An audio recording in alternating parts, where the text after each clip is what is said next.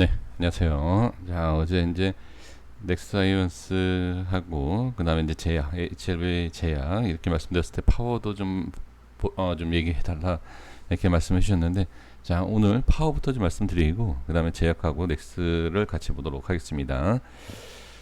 자, 지금 HLB 파워의 흐름을 지금 보면, 자, 보겠습니다. 이전에 이제 말씀을 좀 드렸었던 위치죠. 저항이 생기고 빠지지만 기술적으로 지지할 자리예요. 네, 오늘 뭐 시장도 워낙 좋았기 때문에 여러 가지 뭐 조건상으로 봤을 때 지지가 잘 된 걸로 볼 수가 있습니다. 조금 밀려도 상관은 없지만 빠른 대응을 하기 위해서는 2,200원이 중요합니다. 그래서 2,200원에 대한 부분을 꼭 확인을 해 주셔야 된다. 이렇게 말씀을 드려보도록 하겠습니다. 그러니까 지금은 저항이 좀 많아요. 저항이 많기 때문에 그 저항에 대한 부분, 네, 그 부분을 좀 우리가 확인을 좀 해야 됩니다. 그러니까 확인한다라는 게 뭐냐면, 일단 밀리고 나서 올라와야 되잖아요. 그러니까 밀리면은 좀 의미가 없고요. 밀리고 이제 다시 올라오는 것을 확인해야 되고, 지금 이 위치예요. 여기에 대한 저항이 상당히 많습니다. 그렇기 때문에 이 위치에 대한 흐름, 그리고 오는 그런 모습이 약한가 강한가, 이걸 보셔야 돼요. 그래서 기준, 그러니까 올라갈지 내려갈지 이거 어떻게 알겠느냐, 그렇죠? 알 수 없죠. 예, 아무도 알 수 없습니다. 그렇기 때문에 지지 라인을 보는 거예요. 지지 라인이 이탈만 되지 않으면 그냥 홀딩입니다. 예, 이렇게 봐야 돼요. 그래서 기준이라는 게 상당히 중요한 겁니다. 올라갈지 내려갈지 모르기 때문에 그 기준에 어떤 식으로 움직임이 나오느냐, 이탈되면 빠지는 거구나, 지지하면 올라갈 수 있겠구나, 예, 이렇게 생각을 해주시면 좋을 것 같습니다. 네, 이렇게 좀 말씀을 드려보겠고요. 자, 그 다음에 제약이죠. 네, 제약 보겠습니다. 자, 시간에 밀리건 어떻건 그거는 그런 것보다 기준이 다시 한번 중요하다는 것을 말씀을 드려봅니다. 하락이 나왔다라고 해서 걱정하실 게 아니라, 자, 어제 이제 말씀드렸던 내용이 뭐였죠? 이 박스 안의 흐름을 봐야 된다. 이탈이 되고 나서도 사실 크게 문제가 되는 게 아니에요. 이제 문제가 되는 건 뭐죠? 고점에서 매수했다라고 하면 좀 손실 구간이지만, 사실 지금 전체적인 박스의 흐름이기 때문에 제가 이제 어제 강조했던 게 뭐였죠? 자, 여기에서 만약에 추가 하락이 나온다, 이렇게, 그러면 하락으로 이렇게 쉬는 듯한 모양이 나오기 때문에 좋지 않다. 그림을 잘 그려봐야 된다, 라고 이제 말씀을 드린 상황입니다. 이런 그림을 그려봤을 때 좋지 않은 걸 알기 때문에 만약에 세력이 있다라고 하면 올려줘야 되겠죠. 그쵸? 자, 그렇다고 해서 지금은 반등이 나온 것도 아니에요. 잘 보시면 아시겠지만 반등이 강한 흐름이 나온 게 아닙니다. 지금 시가가 마이너스 3%에서 마이너스 3.8%까지 빠졌다가 반등이 나와서 윗골이 달고 빠지는 걸 볼 수가 있죠. 이 안에 있으면, 이 안쪽에 있으면 나가기 전까지는 저항이에요. 이탈하기 전까지는 지지예요. 이렇게 봐야 돼요. 그렇기 때문에 지금은 당연히 흐름을 더 지켜볼 필요가 있는 모습이다 라고 봐야 됩니다. 그러니까 이 과거의 흐름을 보시면, 자, 이 과거에도 이 위치가 중요하지만 지금도 중요할 수밖에 없어요. 왜? 이 과거의 흐름대로 저점을 찍고 고점을 찍고 있는 부분이기 때문에 현재 모습에 있는 고점과 저점에 대한 흐름 중심이 잡혀있는 이런 상황이지 않습니까? 그럼 이 자리는 변함이 없어요.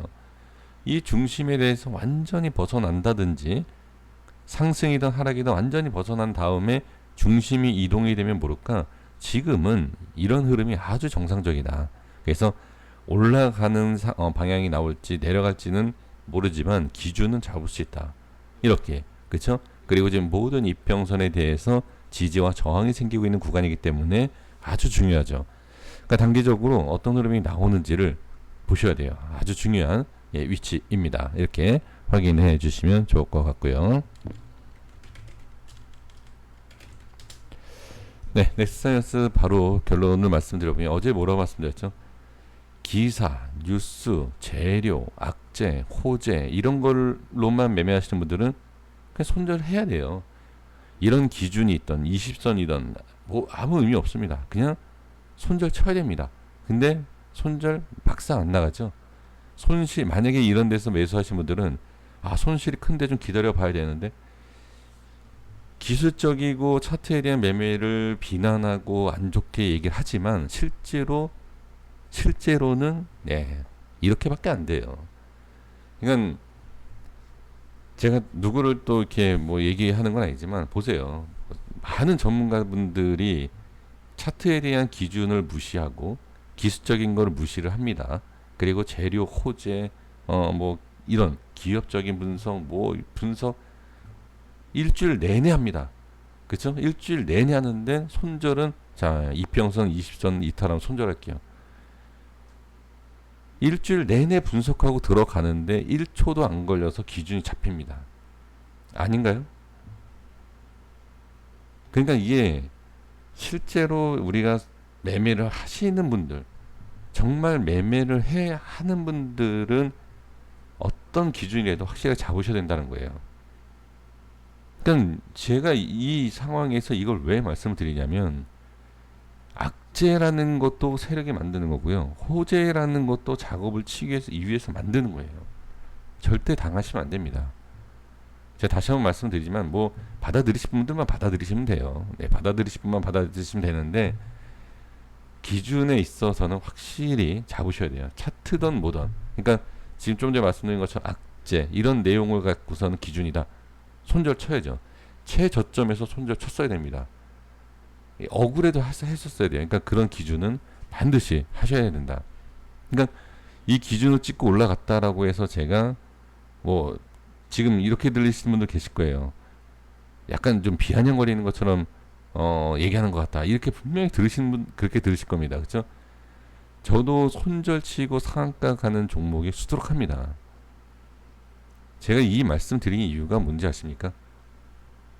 지금 보시면 이 위치에서 정확하게 찍고 올라가서 제가 말씀드린다고 생각하십니까?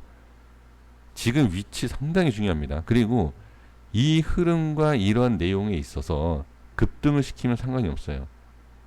그리고 여기에서 상승이 제대로 나오지 않으면 급락입니다. 그래서 제가 기준을 말씀드리는 거예요. 기준을. 자, 좀 오해가 좀 풀리셨나요? 이거 어쩌다가 한번 맞춘 거 가지고서는 큰 소리 친다. 이렇게 듣지 마시고 지금 여기에서 상승이 제대로 나오지 않으면 급락이에요. 예, 나중에 보십시오. 그러니까 올라가면은 뭐 당연히 하락이 아니겠죠. 근데 이건 빠지면 순식간에 빠집니다. 그러니까 올라가는 것에 있어서는 지금 보시면 프로그램 쪽 웨인, 수급 아주 강하게 들어온 상태예요. 그렇죠? 이 수급만 봤을 때는 쉽게 끝나지 않겠다라는 것도 우리도 어느 정도 알 수 있죠. 그렇죠? 그런데 이미 나간 물량도 꽤 돼요. 그렇다라고 하면 매수와 매도의 물량이 지금 이 안에서 막 혼합이 돼 있다. 그럼 제대로 올리지 않는다라고 하면 이거는 빼는 물량으로 봐야 돼요. 그러니까 정확한 건 아닙니다. 제 생각일 뿐입니다. 그래서 기준이 중요하다. 그래서 이 라인 때는 자 오늘도 그렇고 전에도 그렇고 그쵸 중요합니다. 그래서 제가 어제도 말씀드렸던 내용이 뭐죠? 여기 보셔라. 이렇게 뺐다 이렇게 올리는 종목이다. 그럼 이게 한 번에 빠졌다가 올라가는 거예요. 그럼 기준에 대해서 이제 제가 뭐라고 말씀드리지 않아도 기준이라는 어떤 하나를 잡고서는 매매를 해 주셨으면 하는 바람이 있습니다.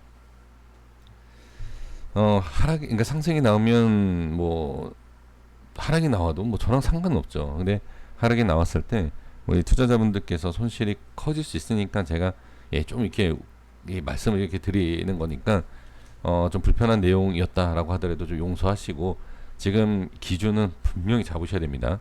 이 흐름 자체는 정말 엄청난 상승도 나올 수 있지만 엄청난 하락도 나올 수 있는 그런 흐름이기 때문에 제가 계속 강조를 한 것이니까요. 참고만 해 주시면 좋을 것 같습니다. 고생하셨습니다. 여기까지 하겠습니다. 구독과 좋아요 부탁드리겠습니다. 감사합니다.